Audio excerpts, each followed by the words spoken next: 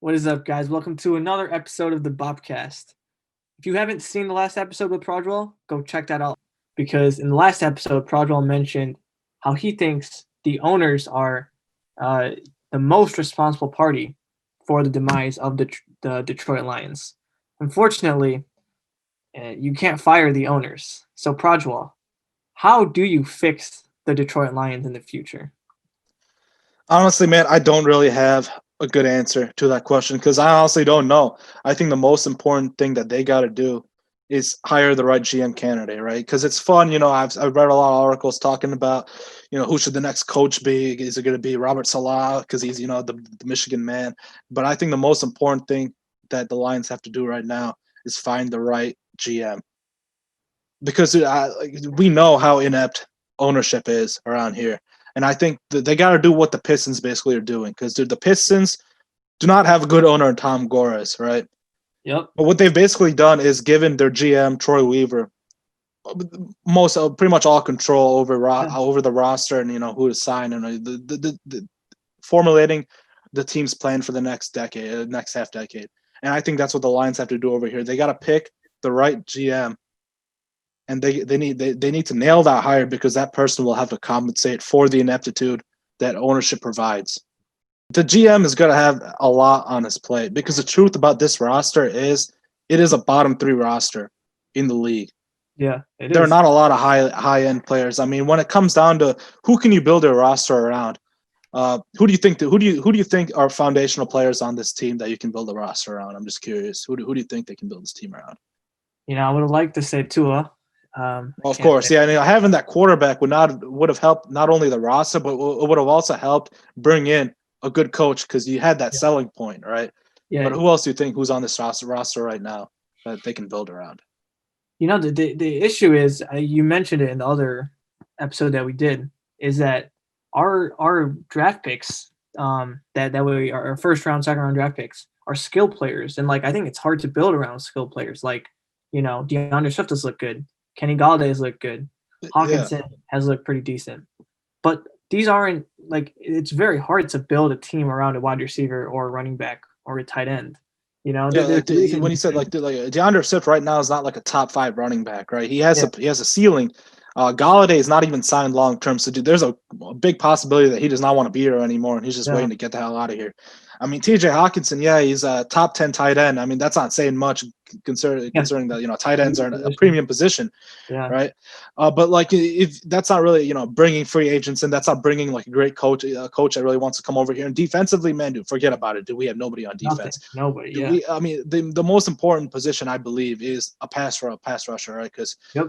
after a quarterback, an offensive tackle to protect the quarterback, the next most important thing that you need is a guy to get to the other team's quarterback, and we do not have a pass rush at all, right? Exactly. I mean, we got Trey Flowers, and the only reason I'm going to say Trey Flowers is because he signed here long term, and he provides some value, but he's not an alpha. He's best served as like a beta, a pass rusher, right?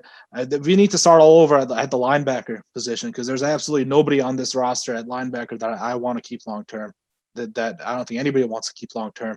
And then you look at the secondary, man. I guess we can say Okuda because they took him at number 3, but dude, he's been an absolute bum. All right, there's no question about it. He's been bad. So when it comes down to who can you build around like a what does the roster look like in 5 years? I think within the next 2 years, you're going to see 90% of these people on 90% of the players on this team not playing for the Lions anymore. And that might sound like a stretch, but I think that's what's going to happen. Exactly. Yeah. I think it starts with the ownership. You have to be willing to give and empower a GM to let him make those decisions, those tough decisions to completely start over. Because honestly, Exactly. And I think his biggest decision he has coming in to the job is what is he going to do with Matt Stafford, man?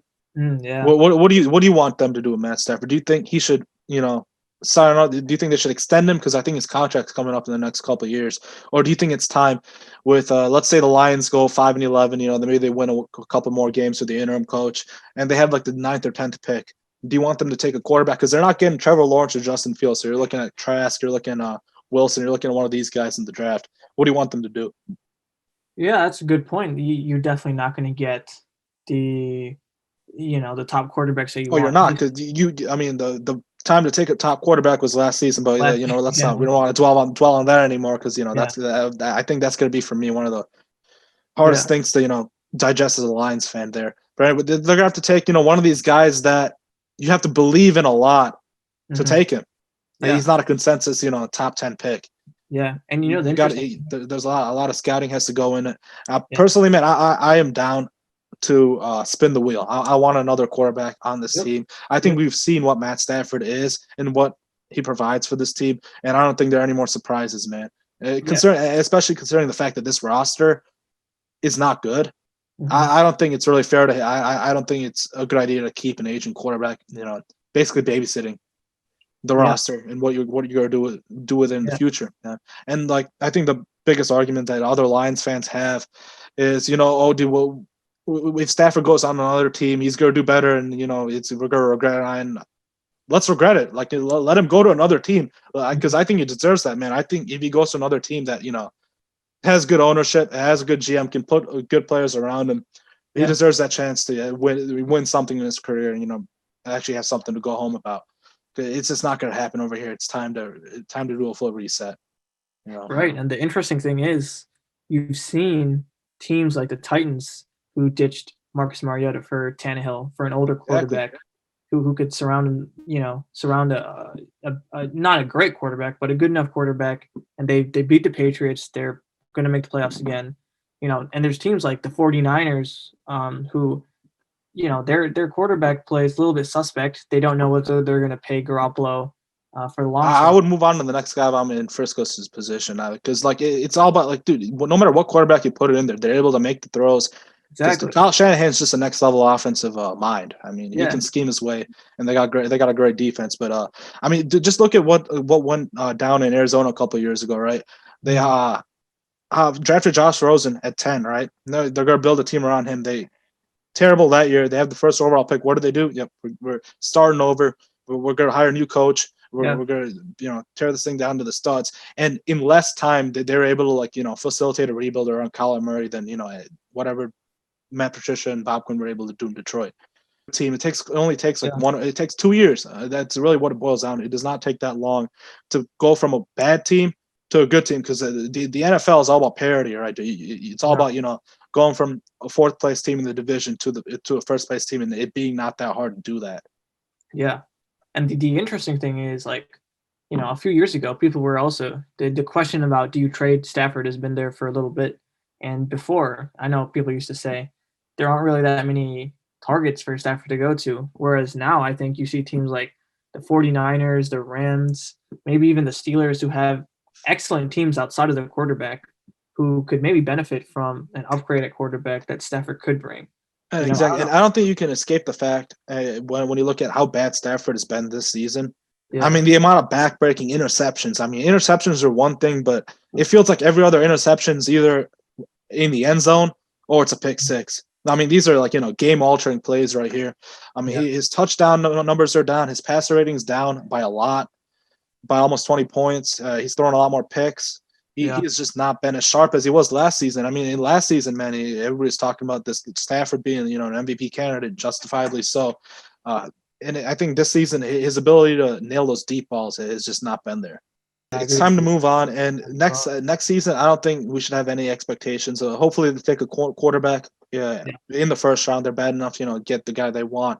But even next season, man, I think it's all about we can be. It's okay if we're bad next season, but Mhm. let's at least be bad with a plan. Yeah, I like exactly. the Pistons, man. Dude, the Pistons aren't doing anything next season, man. They're probably going to be in the top three. Hopefully, they are. But Yeah. like that's kind of what they're going for. No, They're that's going to be totally fine. bad, but they're going Yeah. to have a plan and they're going to have a purpose. They're going to be purposefully bad, right? We've heard, there's been rumors floating around. Obviously, the big names, Eric Bienemy from the Chiefs, Of course. is one who's going to attract a lot of teams. Hopefully, the Lions will be among them. Robert Saleh on the 49ers. Who are your favorite targets the Lions should reach out to look at hiring for next year? That I honestly do with coaching. I'm not sure. I have a couple of GM candidates that I can kind of throw around for you, and once they hire a GM, then I can give you an opinion on who they should who they should get as a coach. Who do you like? Yeah, who Um, do you like the GM? for GM, I really like Ed Dodds. out of Indianapolis. He was with the Seahawks for a while. He won the Super Bowl over there, and he is right now the assistant GM with Chris Ballard with the Colts. And the Colts have really done a good job to building that roster. Oh So I yeah. think a guy who can come from one of those backgrounds, either Ed Dodds or I forgot the guy's name, but there's also a person in the San Francisco 49er GM tree that could come over here. And if that happens, then Robert Saleh would make a lot of sense, right? So that's what that just makes a lot of sense for me. Pick a GM and then pick a coach. But we can get into Eric Bienemy, right? Because I'd love Eric Bienemy, and it would have been a great selling point today. If we had taken a quarterback at 3, it would have been at selling point. To come over here, come to this team, and you get this young quarterback, right? But if I'm in Eric Bienemy's shoes, man, I'm looking at what do because there are a lot of coaching opportunities opening up, right? I'm looking at Houston. Do I want to work with Deshaun Watson, right? That'd be a lot of fun. And I'm even looking at Jacksonville and New York just because do I want to work with Trevor Lawrence or Justin Fields? Exactly. Even the Jets, maybe. Yeah, right? Exactly. Dude, the Jets coaching job kind of looks like, they're as bad as an organization as the Lions, but their coaching job looks more appealing than the Lions because you have the number 1 pick. Do you have this generational quarterback prospect in Trevor Lawrence that you can take to the next level, right? Or if you want to go to Jacksonville, man, if you love Justin Fields, you're going to take Justin Fields because they're going to have the 2nd pick. Yeah. Right?